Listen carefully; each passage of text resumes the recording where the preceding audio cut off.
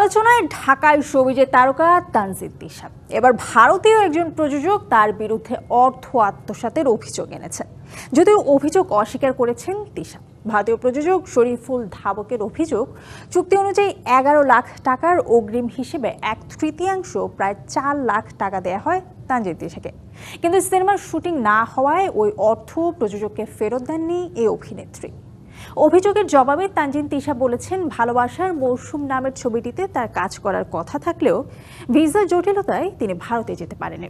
তার দাবি, নির্দিষ্ট সময়ে শুটিং চুক্তি অনুযায়ী অগ্রিম টাকা ফেরত দিতে বাধ্য নন তিনি। এবার আলোচিত সেই চুক্তিপত্রের একটি অনুলিপি এসেছে ডিবিসি নিউজের হাতে, যেখানে দেখা যায় ভারতীয় নন জুডিশিয়াল একটি 100 রুপির স্ট্যাম্পে প্রযোজক শরীফুল ধাবক, নির্মাতা MN রাজ এবং তানজিন তিশার স্বাক্ষর।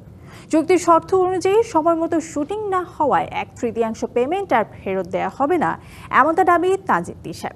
তার আইনজীবী জসিমউদ্দিন গণমাধ্যমকে জানিয়েছেন, চুক্তি অনুযায়ী তিশা তার দায়িত্ব সম্পূর্ণভাবে পালন করেছেন।